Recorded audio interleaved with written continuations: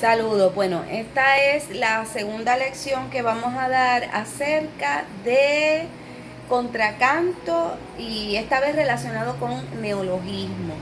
Eh, el primer contracanto que les di fue para que leyeran la oración de Marilyn Monroe de Ernesto Cardenal, que murió hace poco, y la conectaran con la idea de respuesta de un texto a otro. Y tiene mucho que ver con una idea de... Esperen un momentito que tengo que cerrar esta puerta. Eso es lo malo de dar clases en la casa, pero igual es en la universidad, con la gente limpiando los palos de la placita Antonia Martínez o los techos de Luis Pález Mato. Cuestión de que para que mantengan el recuerdo de la interrupción. Bueno, el asunto es que hablando del contracanto, estaba pensando que es una buena oportunidad para pensar cómo los textos conversan unos con otros. Hace muchos años, un señor inglés que se llamaba Wordsworth dijo que la tradición literaria se crea a través de, no fue Wordsworth, fue Coleridge, a través de las conversaciones con la misma tradición, es decir, cómo los textos conversan unos con otros como si fuera un ecosistema literario, como un pajarito cantándole a otro pajarito, y luego ese pajarito respondiéndole al primero. Y de esa misma manera es que conversa la literatura. Hay textos que se convierten en textos canónicos, es decir, que se convierten en como paradas importantes dentro de los sistemas literarios que existen, porque hay muchos escritores que les ha tocado ese texto, que se han sentido apelados por ese texto y que le han escrito a ese texto. Se le escribe a cosas y a personas y se llaman odas, pero se le escribe a textos y se los contesta y se llaman contracanto. Sin embargo, el contracanto como ejercicio literario ayuda para aprender técnica. Y una de las técnicas más importantes de la poesía contemporánea es la exploración del neologismo. El neologismo son palabras inventadas. Eso es todo. No es una ciencia terrible. Neologismo es encontrar una manera de nombrar nuevamente lo que existe o de nombrar una experiencia que todavía no ha cuajado, ¿verdad?, en el sistema lingüístico de un país. Los boricuas somos expertos en hacer neologismos. Dame el coso del deso, mire ese simiñoco, la coclaina. Son maneras jocosas que nosotros tenemos de nombrar cosas, de nombrar algo que se nos olvide el nombre, ¿verdad? Una vez Yolanda Arroyo se inventó una palabra que se llamaba desasocirio, y yo todavía no sé lo que es, pero la siento, ¿no? Y yo creo que el movimiento LGBTQIA+, siempre me confundo, pero ahí está un neologismo, intenta con sus palabras como las cuerpas o el elle nombrar una nueva experiencia de género que no existe, que no existía previamente. Hay muchos escritores precisamente en tiempos de epidemia como estos, en tiempos de cambio de siglo entre el siglo XIX y el siglo XX, en esos 20 años primeros del siglo XX aparecieron 3 poetas latinoamericanos que eran expertos, que fueron los grandes creadores de neologismo y que así renovaron la literatura no tan solo de América Latina, sino del resto del mundo hispanoparlante. Esas 3 personas fueron César Vallejo, 1922, la publicación del libro Trilce.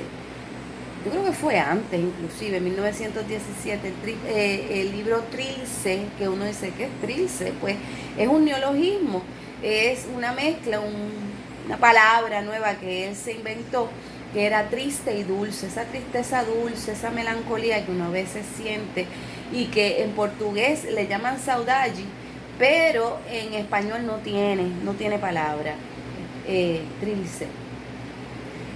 Otra de las personas, de los poetas que revolucionaron el lenguaje con neologismo fue Oliverio Girondo. Oliverio Girondo escribió un poemario maravilloso titulado En la más médula. De ahí sale un texto bello que yo les voy a poner a pinchar en Facebook y también a mis estudiantes mandárselos por el WhatsApp, que se titula Lumía. Yo se lo he leído varias veces y los que han tomado clases conmigo saben que ese texto a mí me enlucie el abismo y me desentratelura, y que la razón por la que yo le puse a mi hijo Lucián fue por ese poema, por el poema Mi Lumía de Oliverio Girondo, además de por el pintor Lucian Freud, que me gusta mucho, y porque yo quería que mi hijo fuera un hijo de la luz.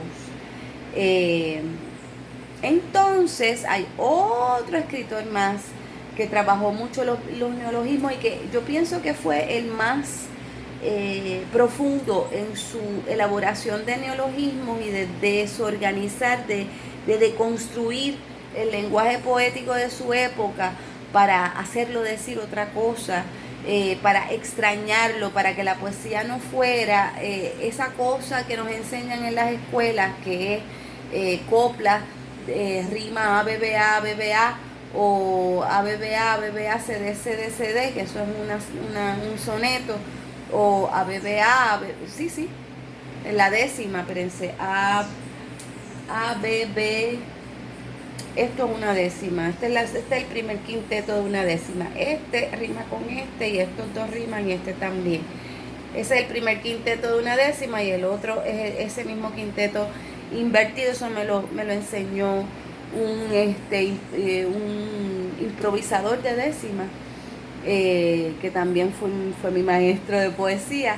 Entonces, esa cosa que nosotros creemos que es poesía, que es esa rima boba de alma con calma, y que en un momento dado tuvieron mucho que ver, ¿verdad? Porque la rima es un ejercicio mnemónico, es para que tú te acuerdes de lo que dice el poema.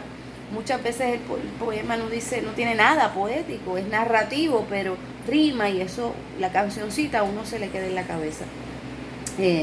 Por ejemplo, qué sé yo, cuando salí de Collores fue en una jaquita valla por un sendero entre mallas, arropaz de cundiamores, adiós malezas y flores de la barranca del río y mis noches del bohío y aquella apacible calma y los viejos de mi alma y los hermanitos míos, ¿verdad? Yo desde chiquita me aprendí ese poema y no se me olvida por la rima, que hace pasos neuronales en la cabeza y hace que uno se acuerde.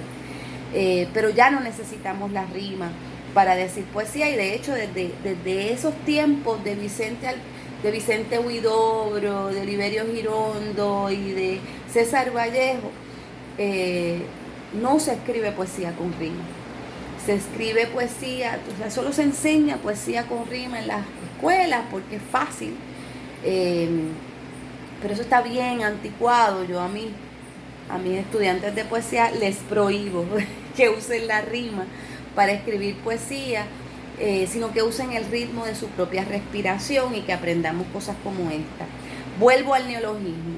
Este es el reto y esta es la asignación de mis estudiantes, un contracanto que utilice un neologismo, es decir, palabras inventadas, tristura, tesitura, palabras inventadas, mi puchucungo, alguna palabra que ustedes se inventen y que conviertan la exploración de lo que significa esa nueva palabra en el poema. Les voy a enviar el pedacito exacto de Altazor, el canto 4. Ahí viene la golondrina, la golonfina, la golondriña. Nosotros lo habíamos oído en clase. Para los que no fueron, lo repito. Y entonces le envío eso, pincho Altazor. Hay un audiolibro completo en YouTube de Vicente Huidobro. Y entonces ustedes van a escribir un neologismo, un poema basado en un neologismo y me lo van a enviar. Recuerden que pueden utilizar videos, pueden grabar su voz, pueden hacer un montaje de imágenes para enviar la asignación. Lo voy a estar esperando por el chat y lo voy a estar esperando por email. ¿Ok? Miren, me salió más tiempo de clases. Cada día le voy cogiendo más el gusto a estas clasecitas de la poesía que sana en tiempos de epidemia. Chao.